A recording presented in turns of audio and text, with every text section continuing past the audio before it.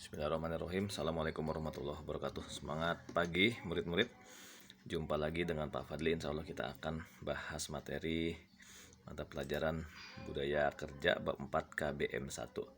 Sebelum kita mulai, mari kita berdoa menurut agamanya. Yang muslim, mari kita lafazkan suratul Fatihah. Al-Fatihah. A'udzubillahi minasyaitonirrajim. Bismillahirrahmanirrahim. Alhamdulillahirabbil alamin arrahmanirrahim maliki yaumiddin. Iyyaka na'budu wa iyyaka nasta'in. Ihdinas siratal mustaqim. Siratal ladzina an'amta 'alaihim ghairil maghdubi 'alaihim waladdallin. Amin. Baik. Bab 4. Saat ini kita ambil judul budaya 5S ya. Pada industri, pada dunia industri. 5S di sini perlu disampaikan oleh Pak Fadli, bukan senyum, sapa, salam, sopan dan santun, bukan. Tetapi definisi 5S di sini adalah satu budaya kerja yang pertama kali dikembangkan di negara Jepang, dan budaya kerja tersebut menjadi kunci suksesnya industri-industri di Jepang, sehingga menjadi industri-industri yang menghasilkan produk berkualitas internasional begitu. Sebetulnya kita lihat budaya kerja yang ada di beberapa negara, yang nggak cuma di Jepang aja, ada yang dari Tiongkok sehingga menjadi negara ekonomi raksasa dunia, ya kan, raksasa ekonomi dunia, termasuk Amerika Serikat, termasuk negara-negara Timur Tengah yang mempunyai kelebihan-kelebihan tersendiri dan seterusnya gitu. Tapi kita ambil di sini dari beberapa negara tersebut, cukup satu contoh saja, yaitu negara Jepang. Sekarang bagian berikutnya, tujuan dari 5S yang pertama yaitu keamanan. Kita tahu kalau udah aman ya berarti selamat. Kemarin ya, beberapa waktu yang lalu sebelum kita masuk ke pembahasan bab 4, kita udah bahas yang namanya K3 ya, cukup bisa dipahami. Kemudian tempat kerja yang rapi berarti tidak boleh dibiarkan semerawut gitu kan. Contohnya aja, misalkan kita ngambil sebuah alat di sebuah tempat, ya harus dikembalikan sebagaimana semula kita ngambil alat itu. Contoh misalkan ada pisau gitu, kita gunakan untuk memotong daging atau memotong buah umpamanya. Nah, ketika kita ambil itu alat masih bersih, berarti kita kembalikan dalam keadaan bersih. Berikutnya tujuan yang ketiga, efisiensi. Berarti efisiensi itu tepat guna atau berdaya guna atau tepat guna gitu. Apa aja keuntungannya? Banyak, diantaranya kita bisa menghemat pengeluaran atau budget. Dan yang berikutnya, tujuan 5S, harus ada target ya, rencana. Kita bisa memberikan mutu atau kualitas, tentu kualitas yang bagus atau kualitas yang baik, bukan kualitas buruk. Berikutnya istilah-istilah atau terminologi 5S tersebut. S yang pertama seiri, yaitu ringkas. Ya, ringkas di sini Pak Fadli kasih contoh, umpamanya ada alat-alat yang udah nggak dipakai lagi, kita beli alat yang baru, itu alat yang udah nggak dipakai silahkan dihilangkan gitu. Entah itu dibuang, entah itu ditaruh di loak atau dikasih ke tukang legdut atau bagaimana caranya. Yang penting harus ditiadakan. Kenapa? Karena udah ada yang baru gitu ya. Jadi segala sesuatunya di tempat kerja bisa menjadi ringkas, bener gak? Gitu. Kalau kebanyakan barang juga nggak bagus, ya kan, banyak mudorotnya. Kemudian seitong, ya Pak Fadli punten kepada guru bahasa Jepang Sensei Martini Sumimasen ya. Pak Fadli nggak terlalu bisa bahasa Jepang, nanti kalau perlu dikoreksi mohon ya dikoreksi, silahkan dikoreksi. Seitong itu berarti rapi ya. Pak Fadli kasih contoh, misalkan memberikan abjad A, B, C, D atau sesuai dengan angka. Nah, anytime atau sewaktu-waktu diperlukan, lebih memudahkan untuk mencarinya. Kemudian yang ke S yang ketiga, seiso. Seiso berarti resik atau bersih ya. Kebersihan itu bukan tanggung jawab cleaning service atau housekeeping, bukan. Tetapi tiap-tiap kita bertanggung jawab ya atas kebersihan barang-barang atau alat yang kita gunakan untuk bekerja. Itu setiap kali kita gunakan, ya, setiap kali kita sudah selesai, ya harus kembali lagi dalam keadaan bersih. Seiso berarti resik ya, resik sama dengan bersih. Kemudian yang keempat, S yang keempat seiketsu. Seiketsu berarti rawat ya. Merawat di sini berarti dipelihara, dijaga baik-baik, jangan dilempar, jangan dibanting, jangan dirusakin, atau yang alat-alat nggak boleh di tempat panas, jangan di tempat panas, atau alat-alat yang nggak boleh kena air, jangan kena air, begitu. Jadi rawat di sini bukan cuma kita tuh merawat orang yang sakit, ya, atau hal-hal yang udah dalam keadaan buruk, bukan, tapi dalam keadaan awal hingga akhir pun, ya, terus kita rawat, kita jaga supaya tetap dalam kondisi baik dengan sebaik-baiknya, begitu. Rawat, ya, dipelihara, dijaga atau dipelihara gitu. Dan yang terakhir, yang terakhir adalah shitsuke. Shitsuke berarti rajin, ya. Kita bisa kasih contoh, umpamanya nih gitu, kita misalkan ada rasa males gue pengen ngapa-ngapain, nah itu harus kita bisa mengalahkan diri sendiri begitu, sehingga kita rubah paradigma atau kerangka berpikir kita yang tadi gue males pengen ngapain, kita rubah, kita menjadi rajin apapun, ya, yang penting menghasilkan yang produktif begitu, menghasilkan sesuatu yang bermanfaat, syukur-syukur juga bisa menghasilkan duit gitu. Nah, sekarang kita lanjutkan lagi pembahasan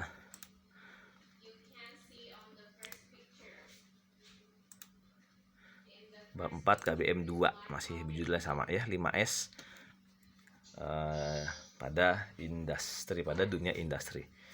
Ada tahapan-tahapan sikap kerja 5S. Yang pertama itu di situ tulisnya dipaksa, tapi kalau Pak Fadli boleh kasih bahasa agama, itu diwajibkan, ya.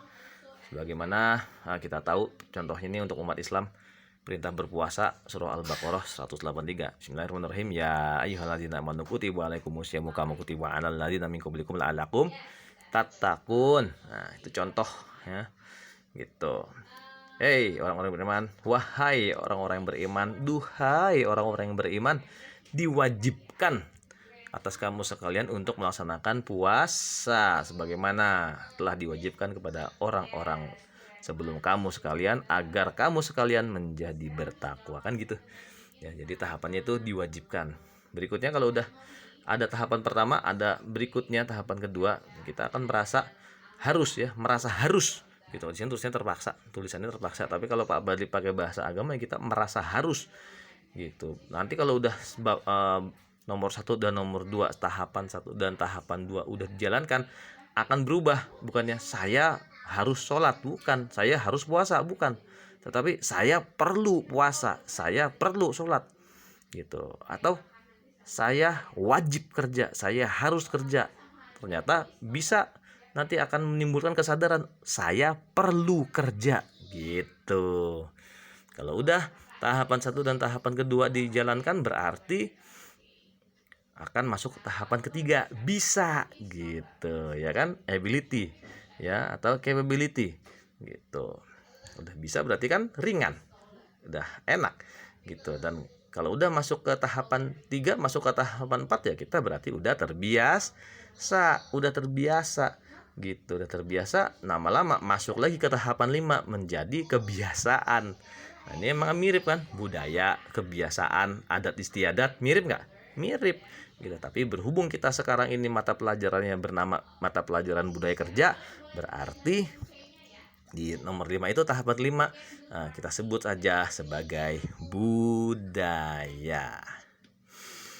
Baik, sekarang bagian B. Prosedur persiapannya bagaimana? Prosedur persiapan nomor 1 itu kita tetapkan target. Ya, contohnya target perusahaan kita harus mendapatkan keuntungan dalam 1 tahun ini misalkan 100 juta bersih misalnya. Nggak apa-apa, memang harus begitu. Kemudian tentuin, ya, tugas dan tanggung jawab, job description dan job responsibilities gitu. Siapa aja, tentu orang-orang yang kompeten, siapa yang pantas jadi manajer, siapa yang pantas jadi asisten manajer, siapa yang pantas jadi CEO, siapa yang pantas jadi supervisor, siapa yang pantas jadi kepala rumah sakit, siapa yang pantas menjadi kepala panti umpamanya, siapa yang pantas, yang layak menjadi eksekutif chef, dan seterusnya, siapa yang pantas menjadi kepala pabrik, dan seterusnya. Tentu ada yang namanya chart organization atau struktur organisasi begitu, dari yang paling atas top level sampai yang paling terbawah begitu, ya. Dan berikutnya prosedur persiapannya harus ada namanya juklak atau buku petunjuk pelaksanaan atau buku pedoman. Ada yang bilang SOP, standar operasional prosedur, ada yang bilang POS, prosedur operasional standar, ada juga yang bilang protap. prosedur tetap, dan seterusnya. Apapun namanya, pokoknya harus ada buku pedoman untuk kita jadiin pegangan bersama-sama. Siapa aja yang bikin? Ya tentu pimpinan-pimpinan, para supervisor, ya mereka bermusyawarah gitu, mencari titik temu, kemudian bikin pedoman atau buku petunjuk. Ya harus dalam bentuk buku gitu. Pak, boleh nggak Pak bentuk PDF? Boleh aja, nggak apa-apa, tapi juga perlu dalam bentuk hard copy supaya anytime kita perlu lihat, kita bisa lihat begitu. Kemudian perlu ada yang namanya papan informasi 5S. Nah, itu papan informasi 5S berarti apa yang harus kita kerjakan dalam waktu dekat gitu ya. Apakah weekly atau mingguan atau monthly atau bulanan atau annual atau tahunan gitu ya. Minimal per 3 bulan atau per 6 bulan per semester itu harus ada program ditempelin di papan informasi. Pak, bagaimana Pak kalau misalkan nggak muat? Apakah boleh di tembok? Boleh di tembok ya. Jadi kertas-kertas kecil ya, terus kertas sobekan-sobekan nih, umpamanya begini nih tuh, ini kertas sobekan diituin apa namanya, tempelin tembok.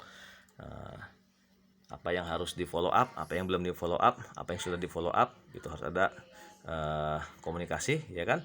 Dan jangan kita apa namanya cobekin sesuatu kertas-kertas kecil ini yang belum di follow up. Nanti misalkan belum di follow up ternyata diabaikan pekerjaan yang dibiarkan saja, kita punya klien terus kita enggak layanin dengan sebaik-baiknya, nah akan mengakibatkan mudorot ya, kejelekan. Siapa yang kena? Semuanya kena, dari yang paling atas sampai yang paling bawah begitu. Jadi tolong ya, kertas-kertas kecil kayak begini nih udah ditempel tembok, kita besok mau ngapain, kita besok harus apa, jangan dicopotin dulu sampai emang benar-benar urusannya udah selesai. Itu pentingnya papan informasi 5S. Terakhir, penyebab gagalnya 5S apa aja? Yang pertama itu perselisihan peletakan atau perselisihan pendapat. Nah, ini tolong yang orang-orang suka ngebantah ya, hilanginlah sifat ngebantahnya itu, cari persamaan tiap-tiap kita supaya kita mencapai namanya titik temu gitu. Kalau perbedaan kita besar-besarkan ya, jangankan kita yang dengan orang lain, kita dengan orang lain, kita dengan istri kita, dengan keluarga sendiri aja kita pasti berbeda kan begitu. Nah, karena kita ini adalah tim, tolonglah kita sadarin, kita utamain kepentingan tim, bagaimana targetnya bisa berhasil.